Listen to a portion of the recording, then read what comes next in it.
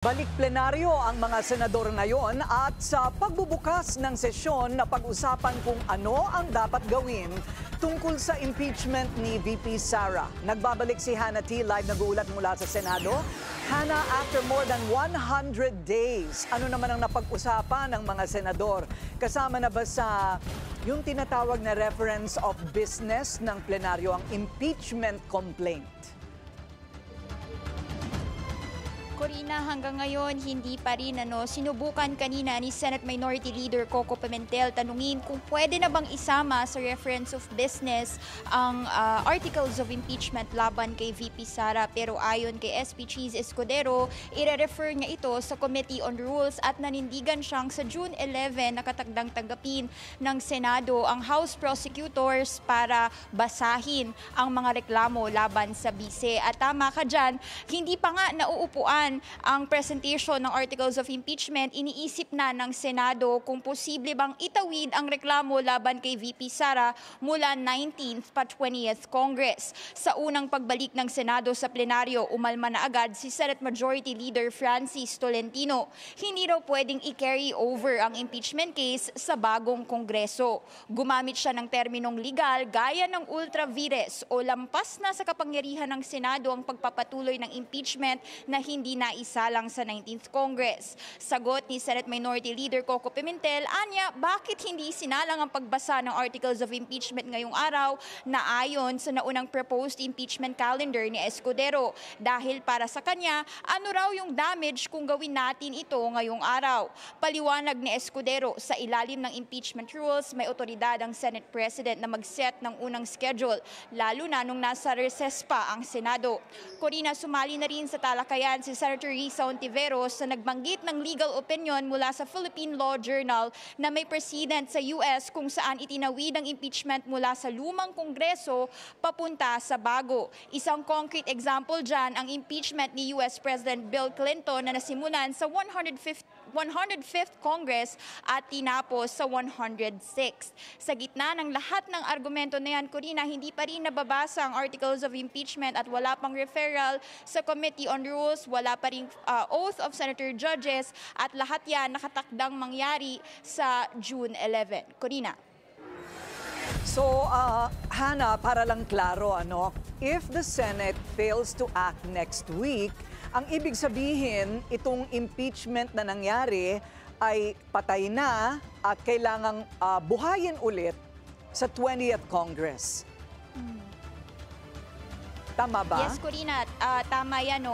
Most likely, yes. Under Senate rules, nothing is in progress unless yung mga article or yung mga reklamo ay formally mababasa sa plenaryo. At if that does not happen by next week, the House would need to retransmit the complaint to the 20th Congress na in short, you start from scratch. And this would be the first time actually in the Philippine history na magko-crossover o in simple terms, tatawid yung mga reklamo sa isang bagong kongreso dahil sa mga past case, yung kay dating Pangulong Joseph Estrada at dating Chief Justice Renato Corona, yung mga proceeding na yun ay hinandle naman ng same congressional term. Corina. Kumbaga wala tayong president dito sa Pilipinas, pero mayroon sa Amerika, tulad ng sinabi ni Senadora Risa Hontiveros. Okay, lilinawin ko lang, babalik pa ba ito sa lower house? Hindi na, kasi natapos na sila doon. That's correct, right? Yes, Corina, tama.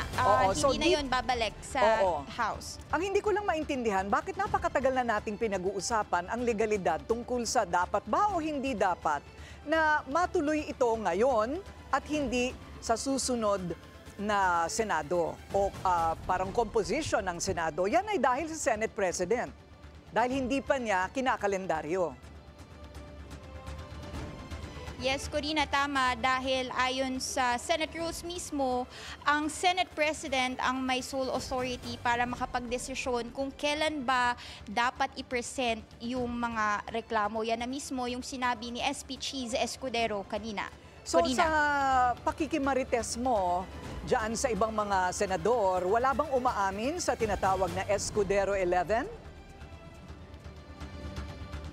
Corina, sinubukan nating magtanong dun sa ibang mga senador pero wala pa ring sagot so far until now, no? Though meron naman na kasi bago pa nagkaroon ng Escudero 11, meron nang nag-express ng kanilang thoughts on the impeachment trial at nagsasabing mamamatay ang impeachment gaya ni Senadora Amy Marcos na kasama doon sa Escudero 11. Pero when it comes to that new report, wala pang opisyal na pahayag yung mga miyembro ng Senado. So Corina. hindi pa final kung matutuloy ang June 11.